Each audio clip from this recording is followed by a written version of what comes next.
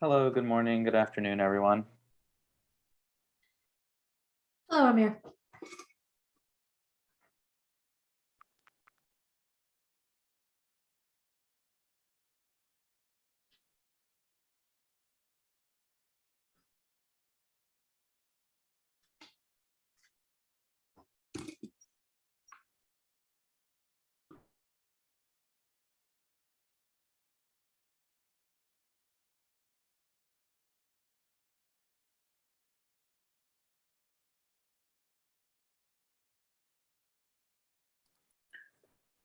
We can give folks a couple minutes to join. In the meantime, if anyone has any general updates or anything they want to talk about before we get started, feel free.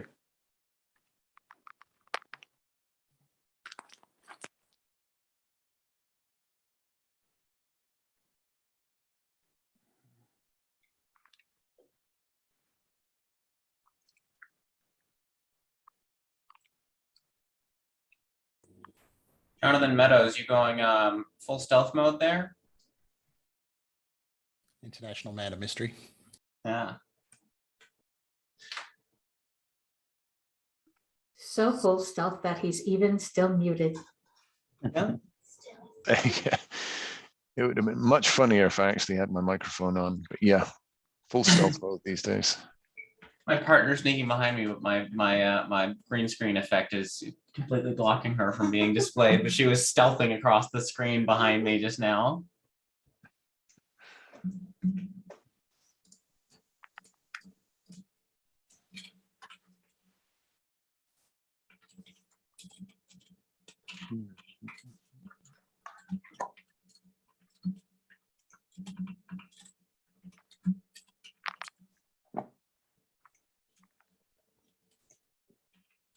Thank you. Does anyone have a good link to the Census 2 study that was just released last week? Yeah, just a sec. I've got it right here. Awesome. Oh, no, I don't. Actually, sorry, I dropped the document, not a link to the document. Oh, no worries.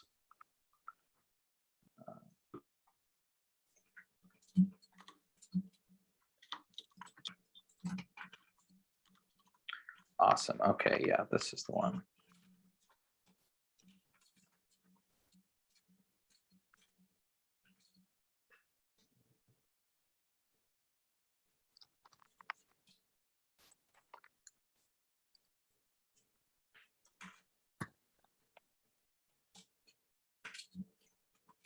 Cool. And the link has also been dropped in the agenda.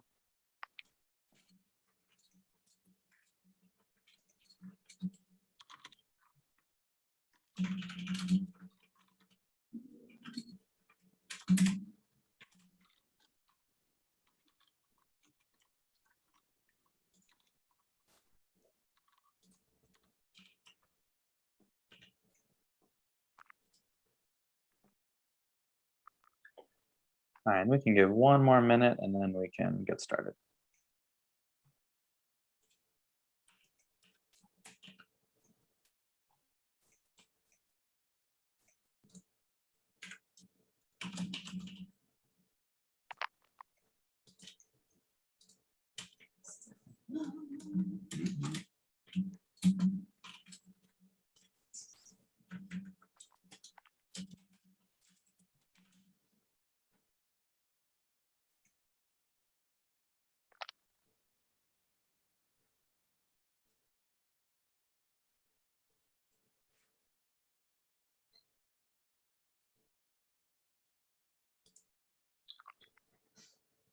Okay, awesome. Looks like we're already recording.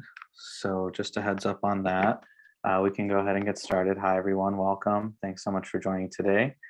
One thing that we did not do directly last time were new member introductions. I think I see a couple here, a couple folks.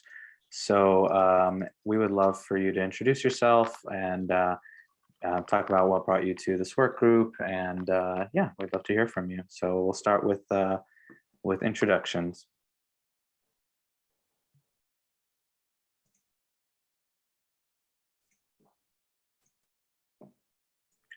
in a while. I don't know if I remember introducing myself. I think I've seen some of your faces before, but hi, my name is Jonathan Leishu. I was here a few months ago, took a bit of a break, and I'm now back. So I'm working for Human Security, and I'm doing the Dan Kaminsky Fellowship. So open source security research for the next year. Awesome. Hey, Jonathan, nice to see you again. Do we have anyone else who'd like to introduce themselves? Happy to jump in. Hey, everyone. My name is Liran Gal. This is my first call with this team. So I've just joined in. I'm a developer advocate at Sneak, who's taking part in other working groups, I guess. I've got some background with working on the Node, what used to be the Node Foundation, today the OpenJS Foundation ecosystem security working group, and some OWASP stuff. So happy to chat and work through all of this with this bunch of great humans on making open source security really awesome. Wonderful. Thank you so much, Darren. Welcome. Do we have anyone else that would like to introduce themselves before we dive in?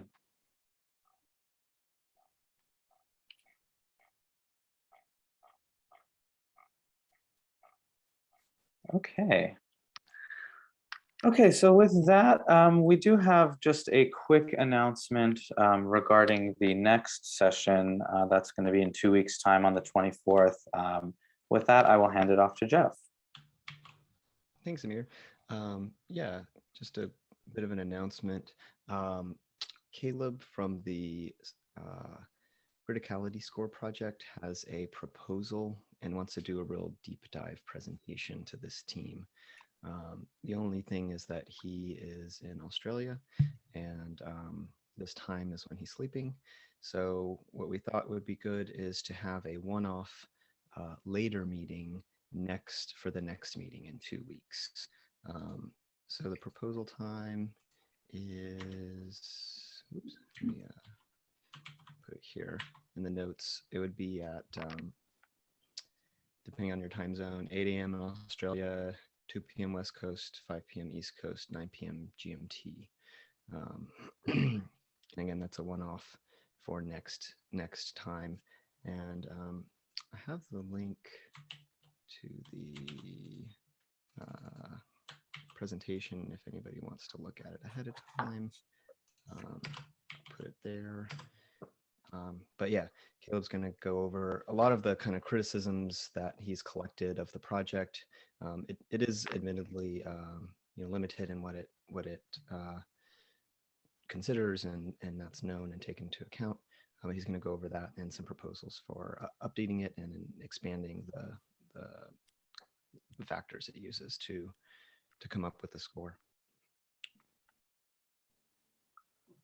Awesome. Thank you so much, Jeff. Yeah, so so just a heads up then for the next meeting, 3/24, 24th of March, that's going to be a little bit later than we normally have it. But I also do want to just say thanks to Jacques and everyone else who joins from the different time zones. I know that can be tough sometimes. So we really do appreciate that. And yeah, well, hopefully we'll accommodate with this next meeting and have a deep dive into criticality score. Awesome. So since we're going to be doing that in the next meeting, I thought for this session, given the release of that Census 2 report finally with all the full data from that report, before we really dive really deeply into the oh, hi Jonathan, hello from London. That's awesome. I love that we have an international group as well. I think that's really cool. But yes, so before we dive into the 100 greatest hits and the whole process of developing our list of projects to help the other projects, I thought we can have kind of an open discussion talking about this report. A lot of data came out of it. I think around 4,000 open source projects were identified as a part of the release of that data. So I thought it would be cool to, if we don't have any objections, kind of talk about the report and then what we thought of some of the data that came out of that, anything that was, not a surprise at all, things that might have been more surprising, or maybe things that weren't surprising at all. And yeah, any insights that we can just draw from that, just from kind of having a bit of an open discussion on that. I'm sure y'all have a lot of thoughts. So yeah, with that, I'll open the floor to discuss the Harvard Census release. And as always, the notes sheet is communal, so feel free to, something sounded important to note and hasn't been jotted down in the doc, feel free to participate in the note taking as well. Okay, awesome. And I believe it is, I'm not entirely sure who has access to access. Jeff, do you know who handles that? Like if someone wants to edit the document. Yeah, the easiest way is to join a group. Yeah, that's what I did. Okay. Yep. So if you'll join the Google group, I believe it is, for this working group, that'll grant you access to the document and the emails that come through as a result. Yeah, if you request access, I don't think it pings either Amir or I, but we can give you access if you request a different way. Okay. Okay. Okay. Yeah, I think at some point we'll probably want to fix that just to make the access controls much easier and allow everybody to collaborate and contribute. But yeah, so with that, any thoughts on the Harvard Census, which has been linked in the document if you want to take a look at the report? I'm pulling it up now.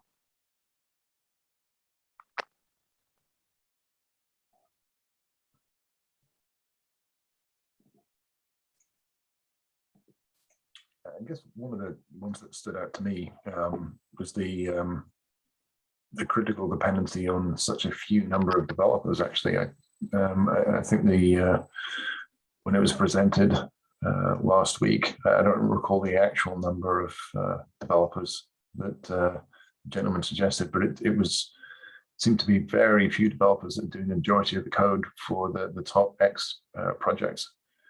That was quite eye-opening, actually. There's always quite a tight-knit open source community and certainly tight-knit group that are focusing on security, but finding out that actually there's something like 100 people, or I don't recall the exact number, are actually writing the top 200 libraries. That's a critical person dependency right there, right? That was a bit more acute than I'd imagined.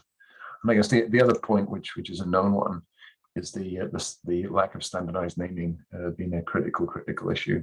It's great to see that called out because I think that's fundamental to some of these issues. Yeah, I completely agree with you, Jonathan. I thought that was surprising. I thought the number was something like 130, but I think, if we're talking about securing critical projects, it might make sense to maybe reach out to these 130 people and see how we can help them. So Right. I thought, yeah, a very good bit of insight from that. Thank you. Anyone else? Yeah, I can sort of add some color to that from Ruby land. We're pursuing a policy whereby the owners of the top 100 most downloaded gems would be required to enable MFA. And when the maintainers of rubygems.org went and crunched the numbers, they found that out of the 100 and something odd people, only 11 people would have to do it, who haven't already enabled MFA. So there's a great deal of concentration in at least the Ruby ecosystem as well.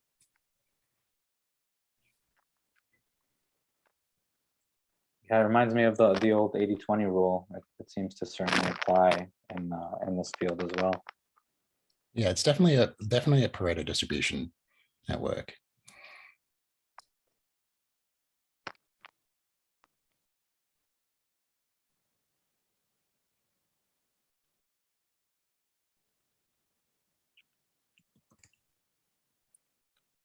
Just commenting.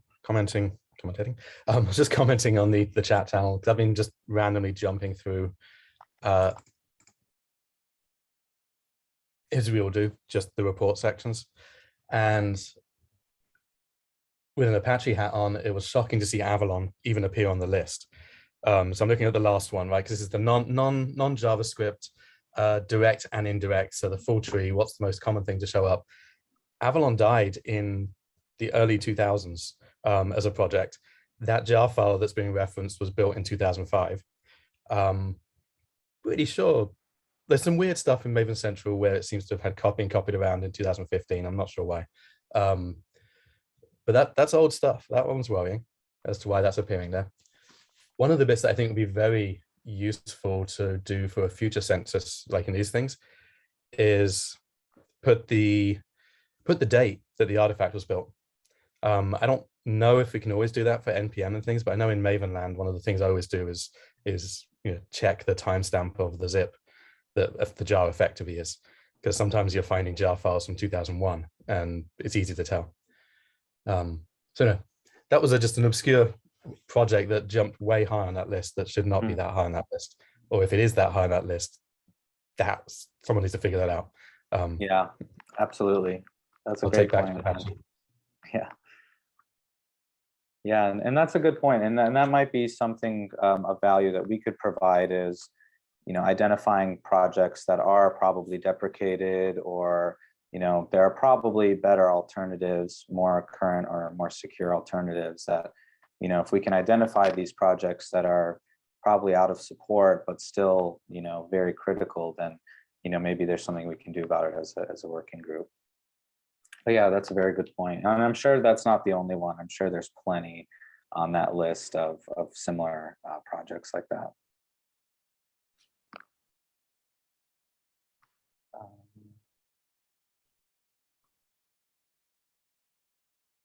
So yes, to Yotam's comment in the chat, yes, that is the correct report you're looking at. Mm-hmm.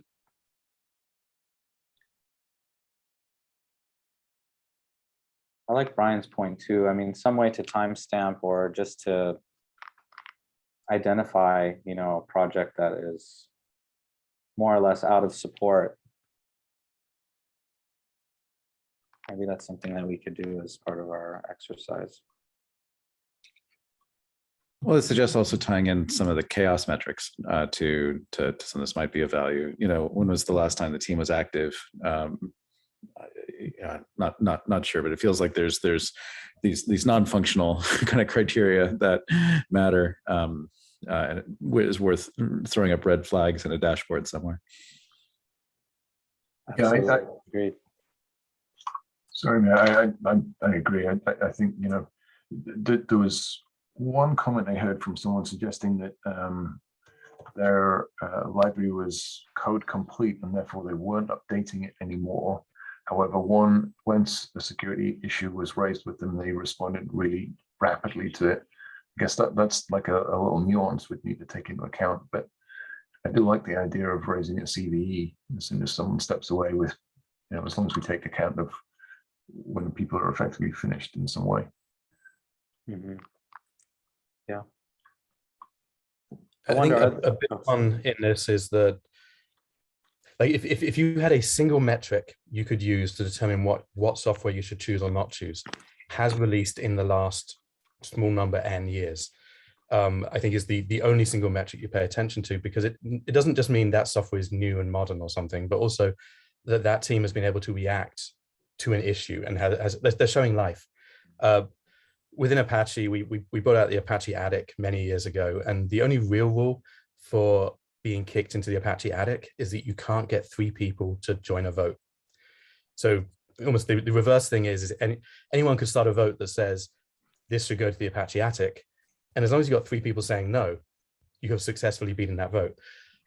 With packages like this, it's effectively, if you've managed to do a release, then great, you are above the bar software, and you can handle the CVE, you can handle the security issue.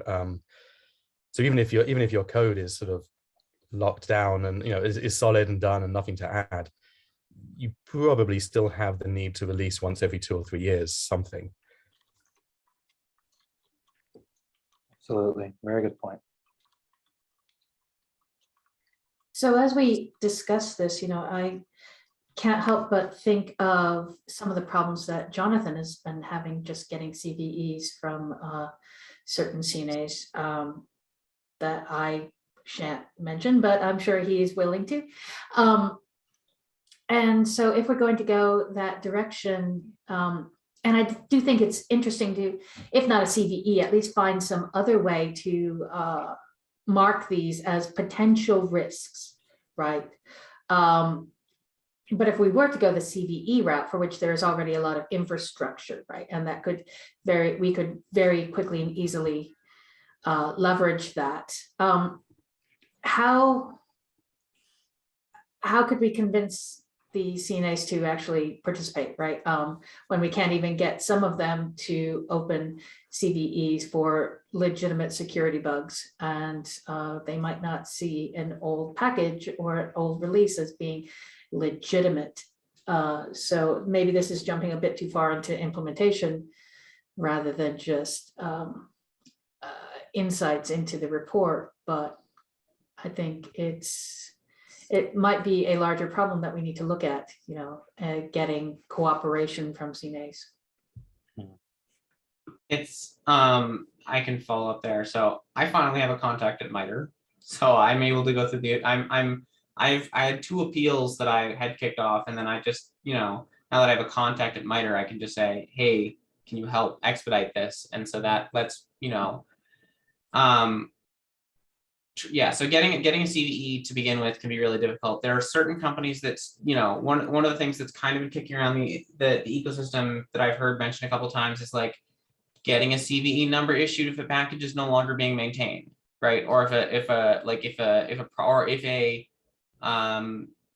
piece of software is no longer in its end of life by a company, they should release a CVE for that as well to say like, hey, this is no longer safe, and like just blanket statement, it's no longer safe. You shouldn't trust it. There's differing opinions on that. Yeah, the other thing, I've had to figure out how to collaborate with a bunch of different CNAs. Like, I use GitHub for some of the stuff I use, but GitHub's not willing to issue CVEs for vulnerabilities that are not opened by the maintainer.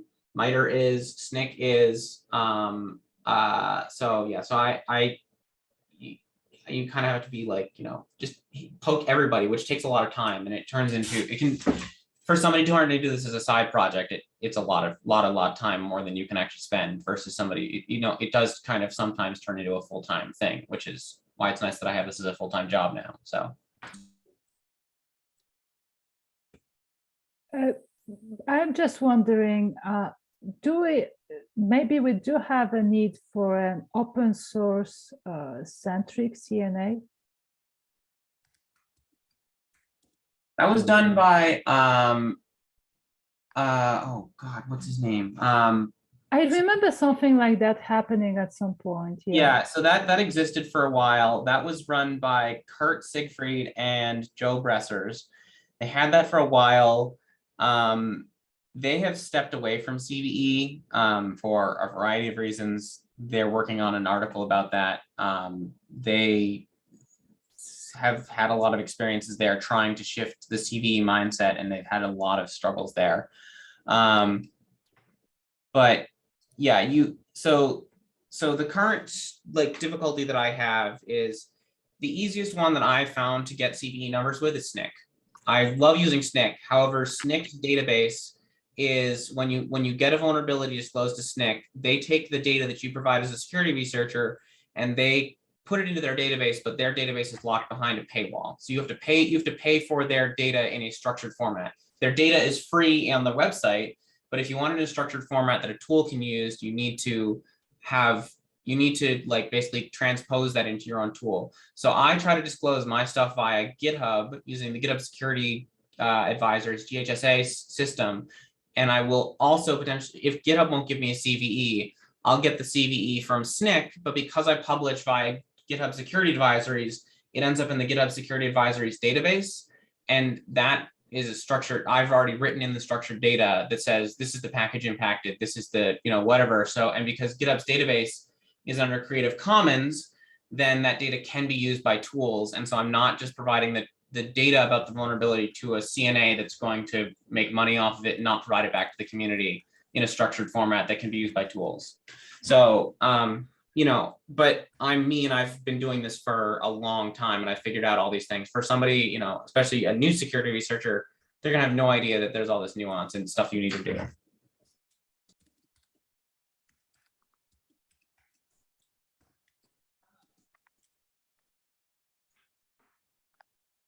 I see Matt has his hands raised.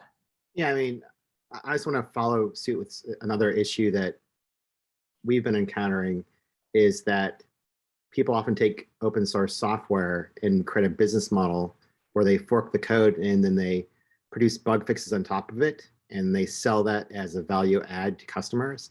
And they intentionally do not report bugs and or CVEs back to the open source so that they can have that as leverage to sell their customized version of that open source software. So I don't know how that can be factored in, how we disincentivize those type of activities. What companies are you familiar with? It? I mean, I believe it exists, but I've never yeah, I'm not going to say on this call. that's totally fair.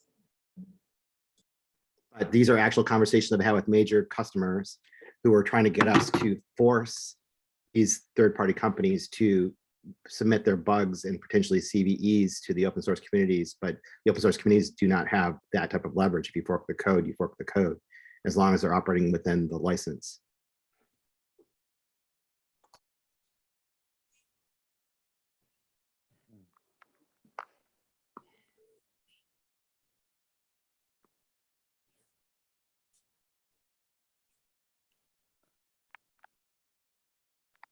So the a question that I have is, what is the how does this group relate to the Alpha Omega project? Like, I know that that's something that this is a kind of problem the Alpha Omega project is somewhat aiming to fix or try to dive on and like throw researchers at and start working on. Is this kind of the discussion about how Alpha and Omega should do their disclosures, or what? How does this tie in with their work, or is this just a totally independent conversation?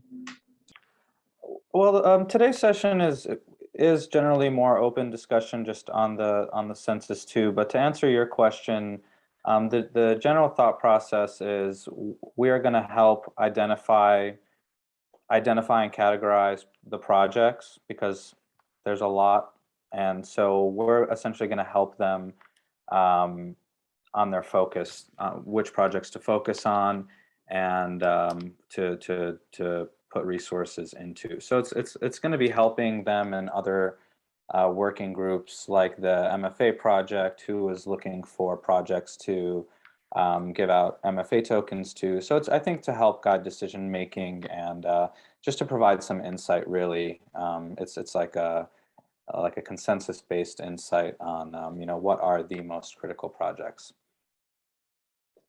So that's what we're working towards, and I thought with today, you know, we'd keep it a little bit more just discussion based. You know, all that data came out with the census too, and then we would start essentially working together on a good process for identifying, curating, and categorizing those projects further.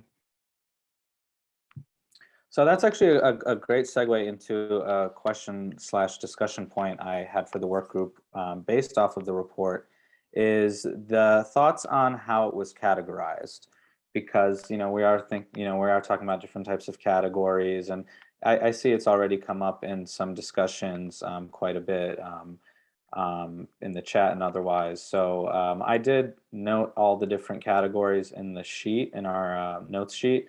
So I would love to hear any thoughts that the work group has on how the projects were categorized and how that helps with essentially solving the problem of identifying critical projects.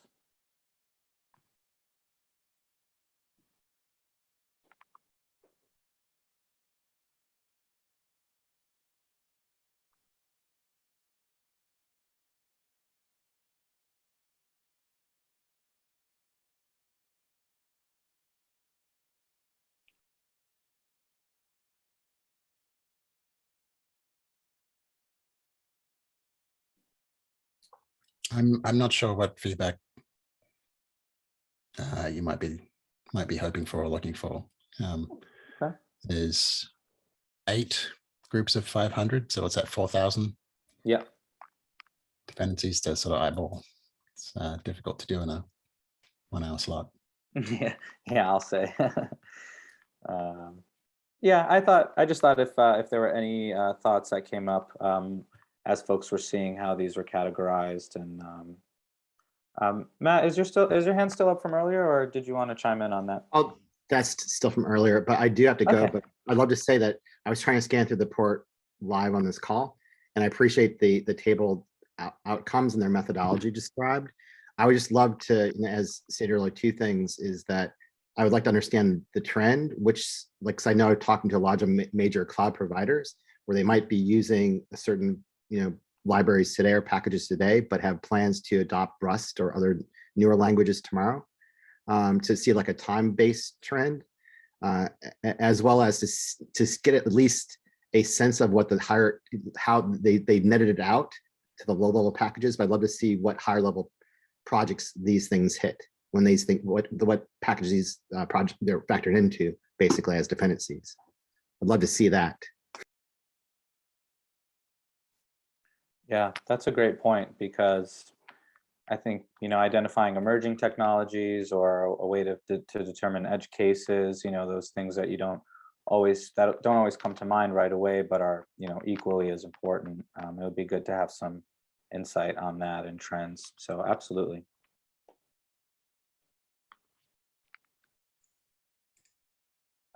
Okay, cool. Well, I guess if there's not, I know it's a very expansive topic. I'm just curious, if anyone had any thoughts on how these projects were categorized. Is there any way that potentially could work better, or not worse, but that could work better in terms of, how would you categorize these projects, these 4,000 projects? I find myself fairly quickly gravitating towards the last reports that get version specific.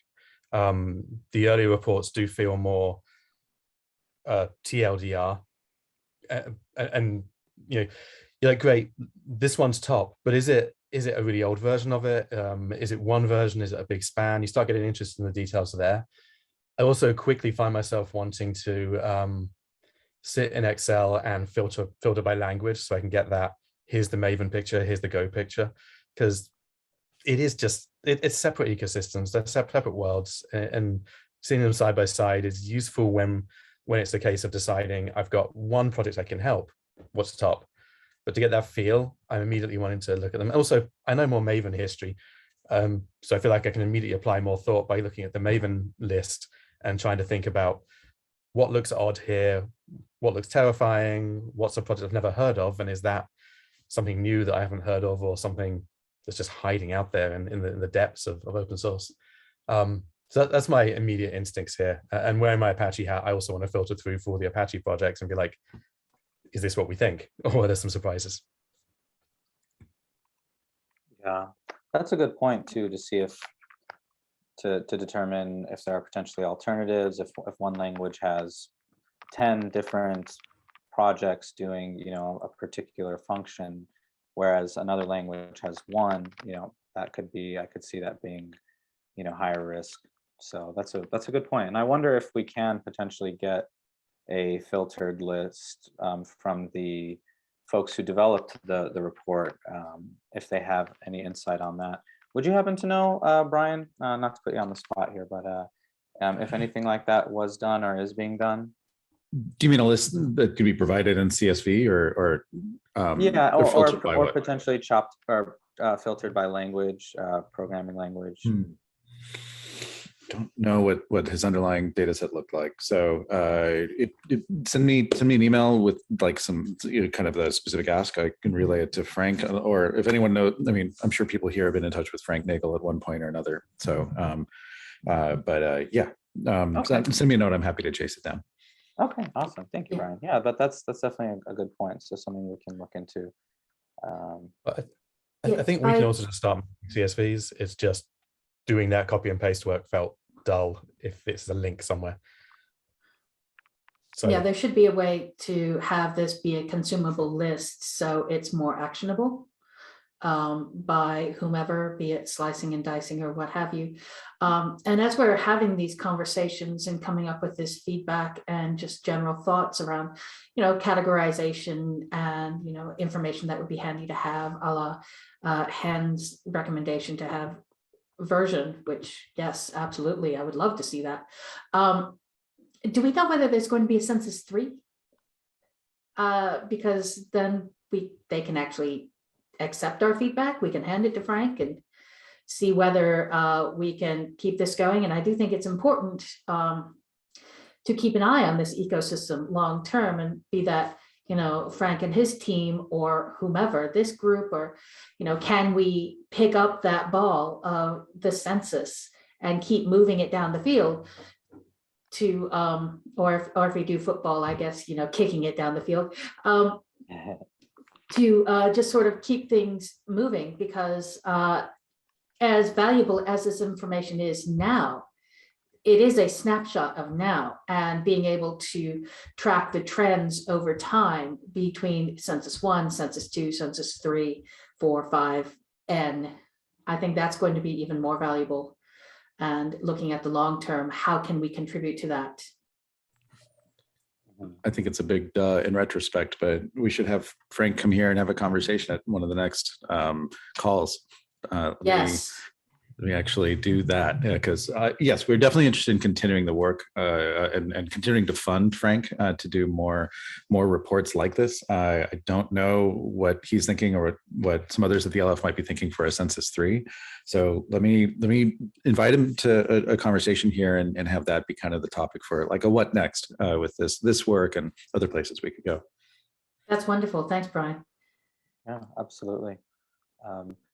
Another thing that comes to mind in the scope of kind of what we're looking to do with, developing a curated list of critical projects is, and we don't need to necessarily get into it too much just yet, because I know it's going to require a lot of dedicated time, but making it curated and iterable, meaning that it is, it is constantly being updated, as the landscape changes and as things change.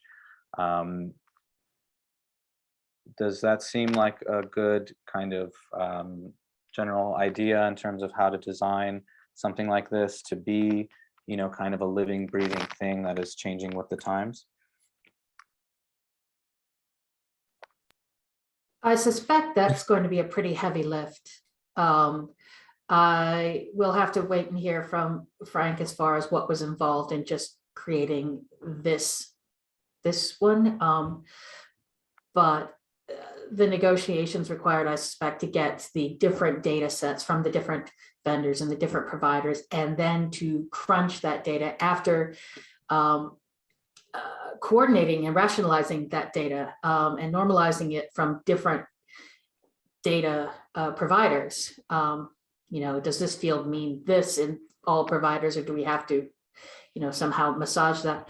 I think that's going to be a royal pain in the butt, which doesn't mean it's not worthwhile, but I think it's going to make it very difficult to do on an ongoing basis.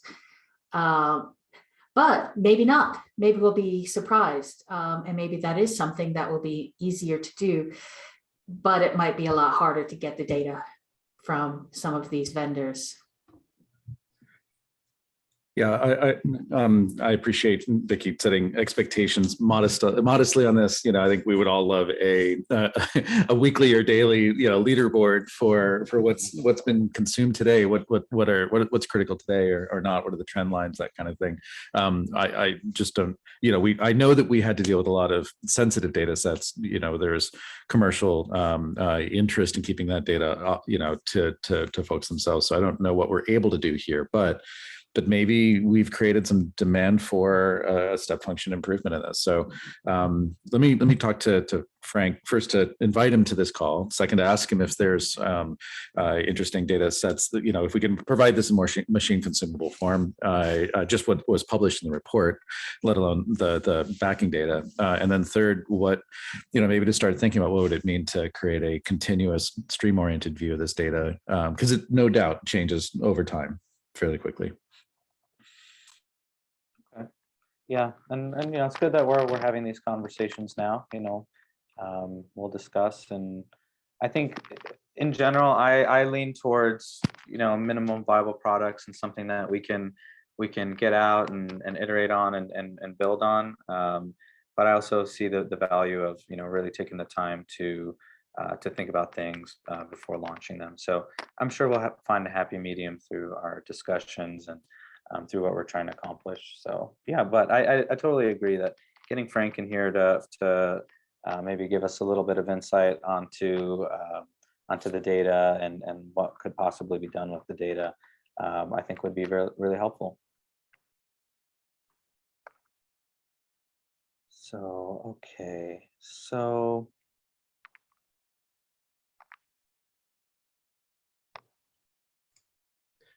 Just one thing to add, Amir. Mhm.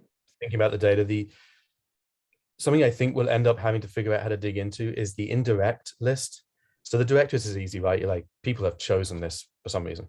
But the indirect list leads you into figuring out why. Like, what path got to this? Was it many paths? Is this appearing only because it's depended on by one project?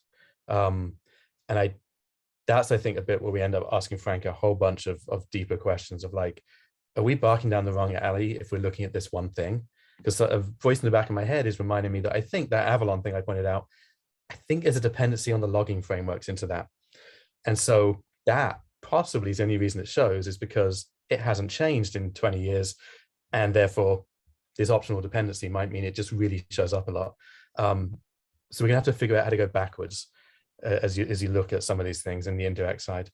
And that's all hidden in his data or trawling somehow backwards in the artifact warehouses. That's good. I like that approach.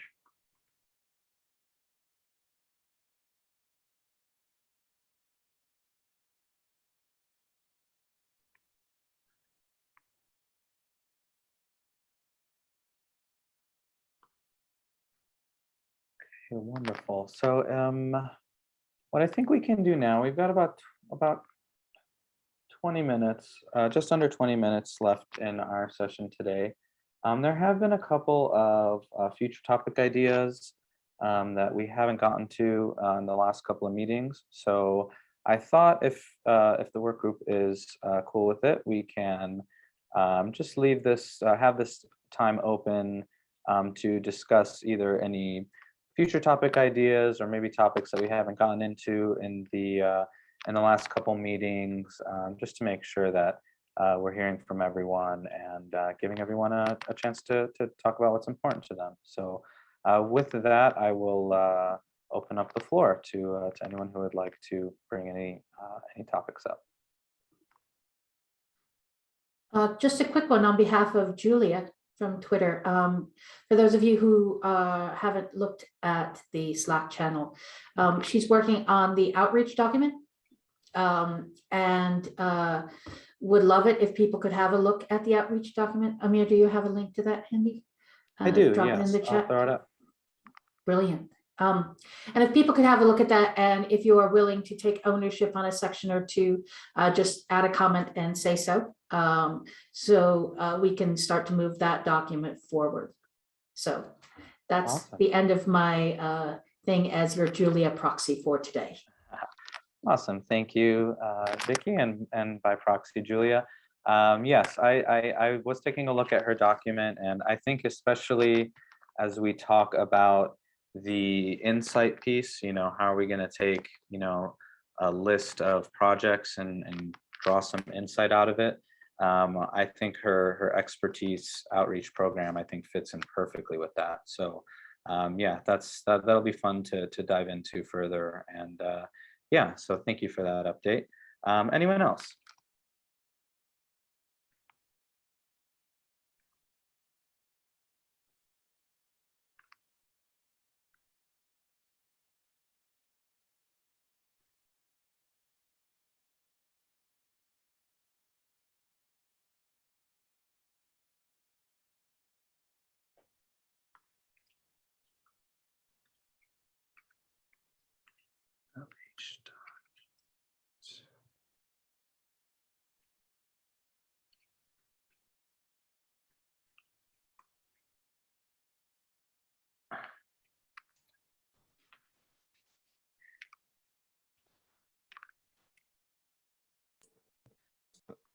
on the future topics, it looks like there are a few references to GitHub issues on our working group repo. I feel like it's kind of an important thing that we should be taking a look at as it's a way to interact with this group. Yeah, absolutely. How would you suggest we approach that? Would you like to, I mean, we could set aside a call to have a working session where we just walk through issues, or assign them out to people, or people dive in and take ownership? What do you think would be best? I think spending time in the meeting to look at them as a group. Okay, so add that to an agenda for a future meeting, making it a working session.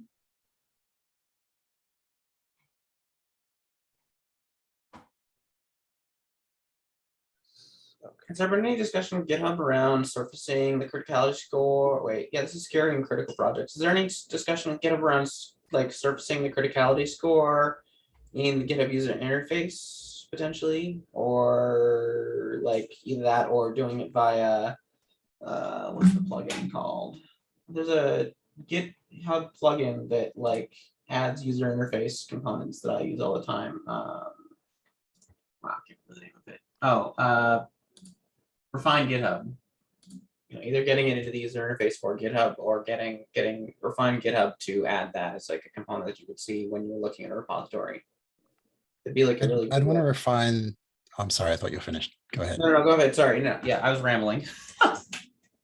Hey, that's my line. I was thinking I would like to refine criticality score more first.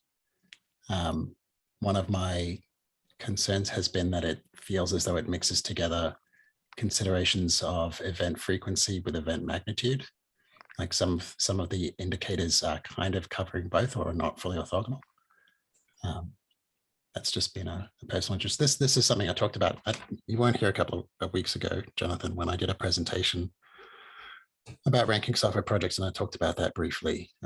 So if you go back to the notes for, I think, January 27th, that might be where it was, or 13th, one of those couple of meetings ago, when Julia and I presented on different aspects of that identification problem. Oh, and yes, Vicky's point that not everything's on GitHub.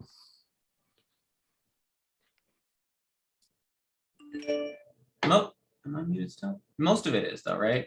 I mean, I know not all of it is, but most of it is. Yes, but go ahead. Go ahead, Jacques. No, there's a recent paper showing that a surprising percentage of important projects are not on GitHub, and yet all these assumptions are being made that they are. And so that's something that we really need to be aware of and to protect against, as we should not be making that assumption as we are looking at these critical projects. While we can certainly make a difference by working with GitHub to surface this information. I love your idea, by the way, Jonathan, to surface this information as much as possible. We can't limit ourselves purely to GitHub for that. And we have to make sure we are reaching out to other places like Apache and Eclipse and various other organizations, Software Freedom Conservancy, various groups like that, to make sure we can get these things covered. But I think we've got enough people with contacts that we can certainly do that. But we can't make the assumption. So I mostly work in Maven and Java ecosystems for my security research. It's my impression that all of the Apache Maven stuff, although not actively necessarily being developed through GitHub, is at least mirrored on GitHub. Is that accurate, or is that still not accurate from some Apache projects? Hen, do you know? Pretty accurate, I think that. So I think Apache and Eclipse, I think you can find anything in the last 15 years probably on GitHub. Like the issues aren't being used, pull requests might not be used for a project, right? There are other ways to get code in. So a lot of the problems come when you're trying to do anything other than find the thing. But also like the path to finding that component, the GitHub page is not the home page for many projects, right? It's not the place where Well, score has any value to a user. so right, Some of the right, but some of the tools like scorecard and so forth assume that GitHub is there and that the GitHub settings are set, and otherwise you get a bad score. So, we're going to be dealing with an awful lot of false positives for a number of Apache projects, for instance, that aren't really being managed through GitHub. They're just out there for, ease of finding them, from a GitHub perspective, but that's not where the controls are in place, right? I think it once you In, get in away many from the- cases, not in all, obviously. I think once you get away from the source commits, like you can't assume a project is inactive because it has no GitHub issues, because they're using Track or Jira or Right. Or when was the else. last pull request landed, right? Exactly. Yeah, what pull requests? Yeah. So I So the criticality score, right? Because the criticality score currently takes into account like how many open issues are there against this project, right? As one of the statistics. How many? Like there's a bunch of those sort of metrics that pull. Is that accurate? This is so we got two different critical things, right? So there's the critical list, which is just looking at the package warehouses, I think. And then, there's that criticality score, which seems like it misses a lot of projects because it won't see the activity. I haven't paid a lot of attention to it because I kind of wrote it off a little, just as not being hard to get against so many different projects. This sort of goes back to one of that pet peeve of mine, which is that there's some sort of orthogonal mixes of signals. So the dependency count versus issue activity or the age of the project. Some of those metrics are talking about predicting, sort of there to kind of like predict how likely it is to have some vulnerability in a given span of time, the frequency. And something like dependency is a proxy for what is the magnitude of an event if something goes sour. And they're smushed together linearly, even though they're different dimensions. So I'm really interested in Caleb's presentation next. Yeah, the I next was just session. gonna I'm super say, looking forward to that. This is good. We'll all be able to So we'll get an update on it. Yeah, go ahead. I just want to add, so there is already a backlog items for scorecard team to support other source code repositories as well, right? And the same discussion come up in another call, I believe, with Alpha Omega, I don't recollect. So currently we have multiple places where we can find scorecard. One is a deps.dev, right? That's currently being handled by Google, but irrespective of a GitHub or GitLab, they have all the packages, right? So, but it's a programming language ecosystem packages mainly, right? So there is that. And I think we also have another metrics Grafana instance where OpenSSF itself hosts the scorecard score for critical projects, I believe. I think there is a discussion about migrating that, where we should migrate a discussion around that also. So I don't know if there is any progress with that discussion.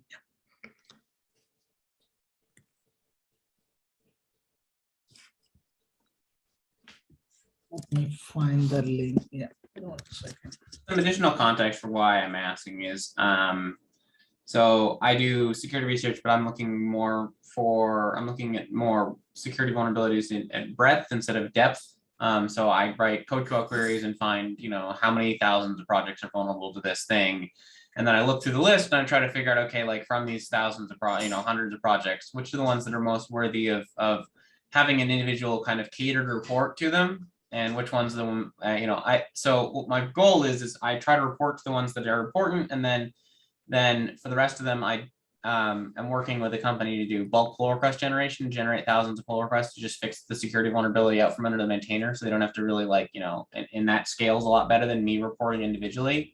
But that whole question of like, okay, is this project worth my time to report to or not is a question that I continue to have.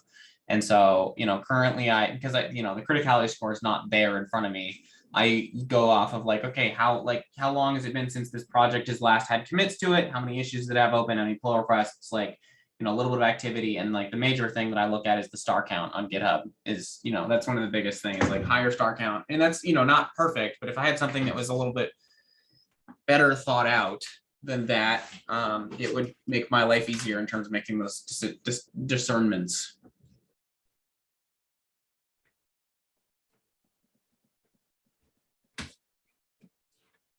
The discussion we had a month ago and continued at the last session was in part about that, is that we have two related problems, one of which is a ranking problem, so that you could, for example, see the rank of something and say that's high enough that I care to do it by hand. I posted a link to the presentation I gave back there, and the related problem was, if we're ranking things, then that implies a human, or at least some human expert input has been taking for that ranking, and we need experts to do that. We need to actually find those experts, and that was the outreach problem, which Julia has been working on, that Vicky pointed out. Oh, she's vanished. That Vicky asked people to participate in. So yeah, like Vicky, who said she had to drop, I'm looking forward to Caleb's report in the next 2 weeks to see what his thinking is about criticality score and what could be improved. Awesome, wonderful. So yeah, we got 2 weeks. We got Caleb's presentation, and then at the session after that, we'll be back to our regular time. Yeah, and so with that, we've got a couple minutes left. If anyone has any final thoughts, any good conferences coming up, or any interesting, last bits of tidbits for the rest of the work group, and then we can adjourn.